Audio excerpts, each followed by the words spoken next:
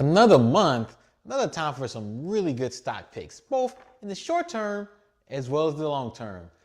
What's up, world? Michael EJ here, part of Economic Stock Pickers, and today is the end of the month, which means May's ending, June's coming. Let's talk about some of these stock picks.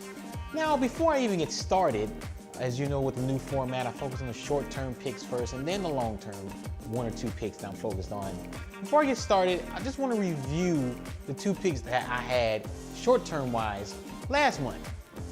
Because it was a really interesting month. This was my first time actually looking more at leverage ETFs and trying to use those as my short-term picks because there's a lot of volatility there, sometimes good, sometimes bad.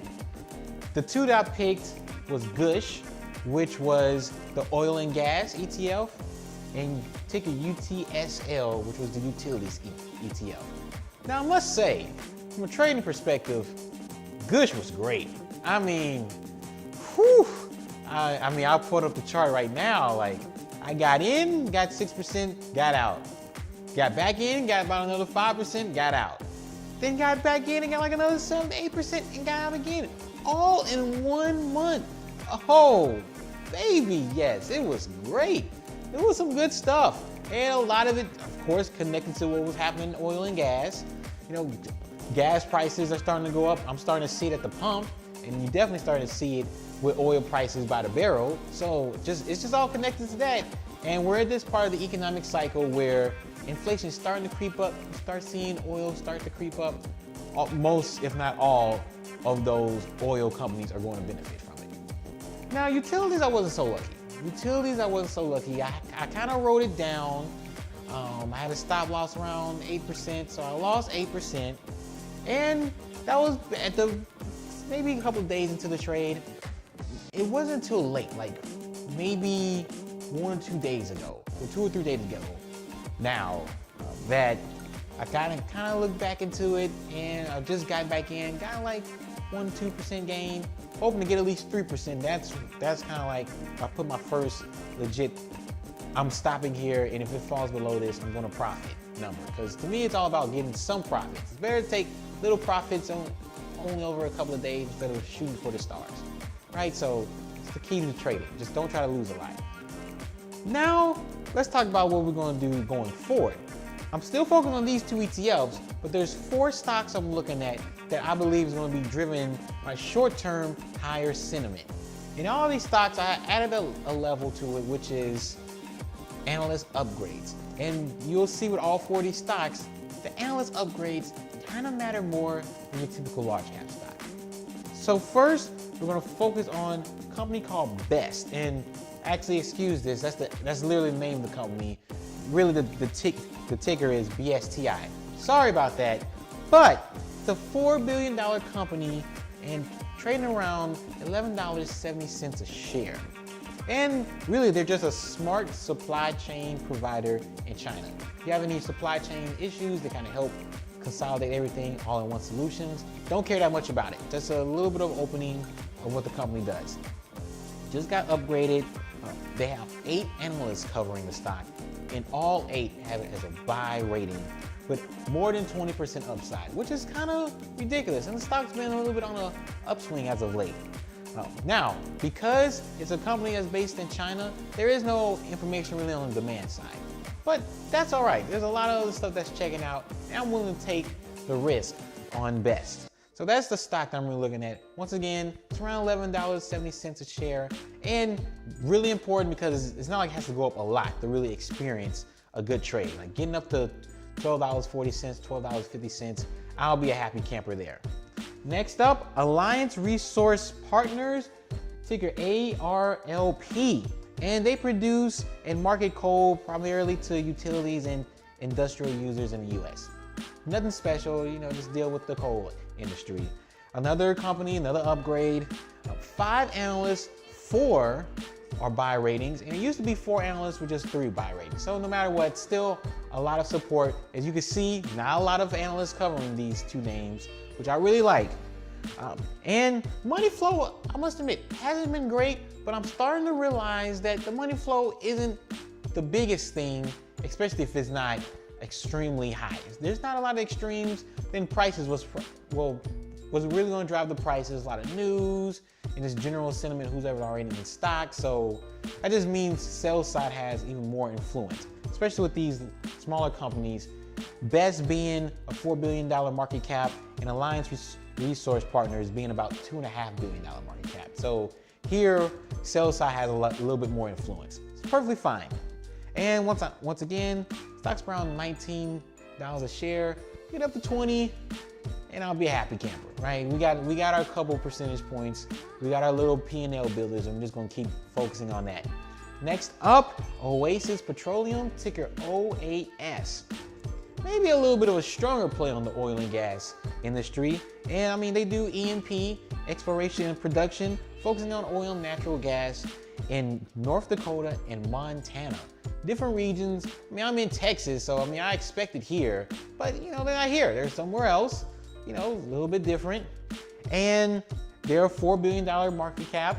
Once again, smaller market cap, so sell side influence matters. Another stock that just recently got upgraded and trading around $12.15 a share. So getting up to $13, $14, it's a really good trade.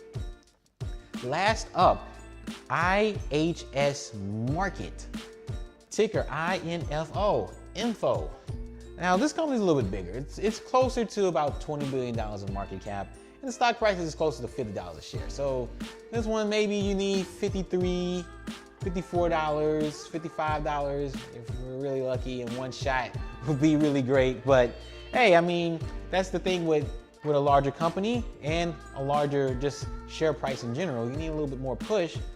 And they provide critical information, analytics, and solutions for various industries and markets that drive economies worldwide. I mean, they're really basically like a data analytics type of company. I mean, I'm not gonna lie, in the past I've even applied for this company, so it's kind of interesting to see that, you know, this is an interesting company that's popped up, and you want to be invested in it.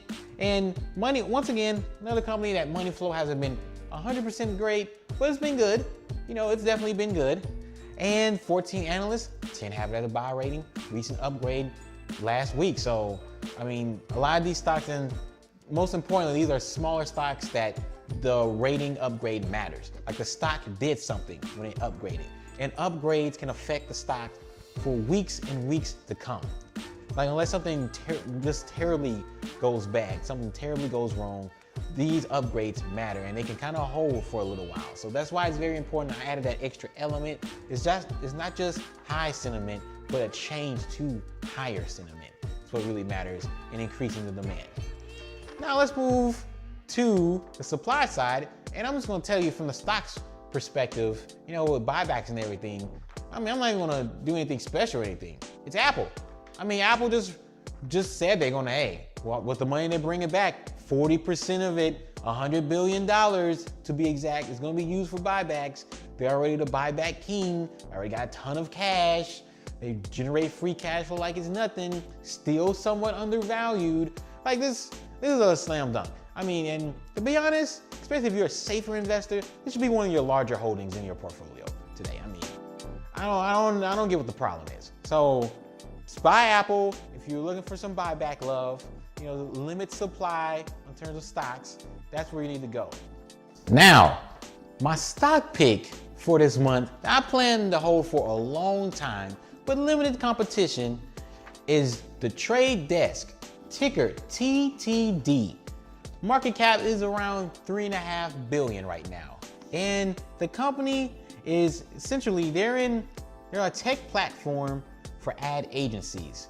And what they really do is they have a lot of different data, a lot of data-driven insight. And if you're an ad agency in particular, and you don't want to necessarily just depend entirely on another platform to do like any digital advertising campaigns for you, you want to have some kind of control and some kind of influence, and you kind of want to have control over the matter. But at the same time, you can't just create a technology platform for yourself and you don't know exactly where to pull the data from. Don't worry, the Trade Desk got you. And I mean, that's what they do. I mean, that's essentially what they are. In a way, what's interesting is that they pull data, just random data about potential consumers and everything from just all over the place, different vendors, different institutions. Just put it all into one spot, one platform, one omni-channel, and you can kind of use it to have advertising campaigns across various formats. I mean, you got video and social media. You can go on a device, computers, mobile devices, TV, and you can even do one campaign that try to touch multiple formats, known as an omni-channel. So this is a pretty unique space that the trade desk is operating in. And they're, like I mentioned before, main customers are ad agencies. Now, one real reason I really like the company, and I have really high hopes, is I don't think they have any true competition. Let me explain. So, of course, when you think of, like, for example, digital advertising, you can easily think of the big two kings, Google and Facebook, and then maybe to an extent you could throw in Adobe. They've mentioned Adobe as one of their main competitors. The difference is that Google and Facebook, yeah, you can, for business-wise, is very helpful. But I mean, a normal customer, you and I, can make it happen.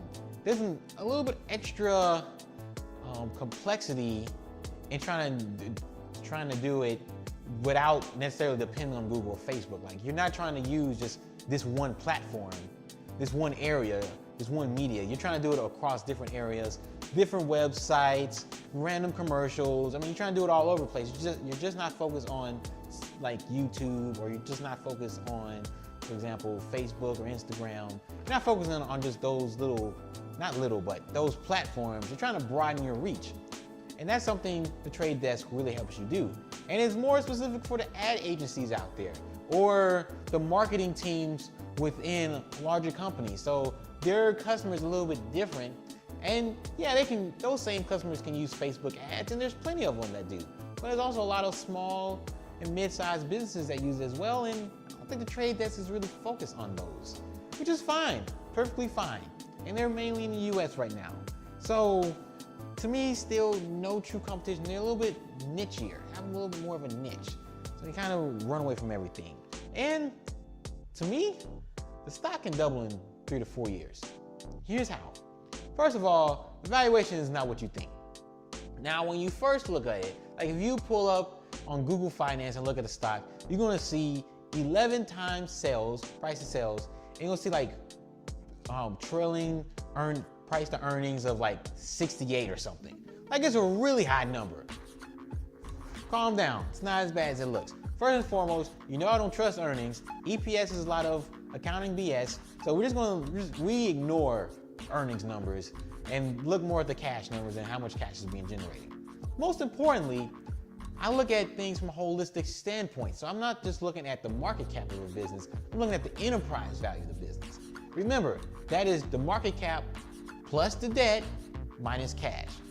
Now, the reason why some of these tech companies are flying high with what you might think are ridiculous price to sales valuations is because that's what you're looking at, price to sales. These companies typically don't carry any debt unless they're really large. They really don't carry any debt, and they usually do a really good job generating a lot of cash, especially if they have more of a SaaS-based model. And this is, Trade Desk is another one that, yeah, their market cap's about $3.5 billion, but their enterprise value is closer to $2 billion. And all that is just cash that they have on their balance sheet. So, I mean, that brings it down dramatically from a price to sales of 11 times to an EV to sales of like 6 times, which is much more reasonable and much more digestible.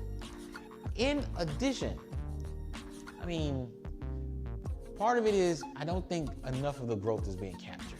Growth potential. There's a good amount, don't get me wrong, but I actually think the company is slightly undervalued. Yes, a company that's trading at 69 times earnings is slightly undervalued in my opinion. And it's because they're not really capturing the growth potential. I mean, they have growth potential naturally from existing clients, which they have a 95% retention rate on their clients, which means, to be honest, out of every 20 customers, 19 of them is going to use them more than once. That's what it means for them. So it's not as strong as a recurring revenue model, but it's still stronger than just typically in and out. You lose one customer. Like, you can really build up the lifetime value of one customer. Very important as they continue to add different things to their platform. one major thing they're going to add and continue to build on is programmatic advertising. And this is a little bit of a different market, and it's not really anything that's special. It's really just automating the advertising process. Take, for example, trying to advertise on YouTube, where if you have videos, you already know you're trying to advertise, the Ty Lopez's of the world. Not only do you need to kind of upload the video and choose which video you want to advertise, you also need to like set the certain settings, who you want to advertise to, what's your budget, where you want it to go, etc., etc., etc. Well, they're working on a way to you just automate that. You just pick the video and everything else is figured out. And maybe even, you don't even have to pick the video. They just say, based on maybe the tags or the content of this video, what we've seen today, we think this is a good candidate to be advertised and even broaden your reach. That's programmatic advertising. Something to watch out for far into the future in this data-driven world. And of course, they mentioned being more international in the US. That's a little shaky to me. It's always tough to grow internationally, especially they are a smaller company. I mean, they are only about 3.5 billion market cap. They are smaller, but still somebody. But you take not as bad of a valuation as you think and combine that with really good growth opportunities that aren't entirely priced in long term, and you have a stock that I think can double in the next 3 to 4 years. That is, in my opinion, slightly undervalued today. And that's what I have for y'all today. Folks, this is a really good time to focus on the short term. There's a lot of opportunities. We're late stage, and I don't know when things are gonna get rocky. But whenever they're getting rocky, no matter what, if you have a long-term pick, hold that long-term pick. Because you're not worried about a recession. You're not worried about what's gonna happen in the next couple of months or even the next year or so. You're thinking 3, 4, 5 years ahead of time. And a company like the Trade Desk is the type of company you should be trying to own. Michael EJ here, Economic Stock Picking, and I'll see you in the next one. Peace.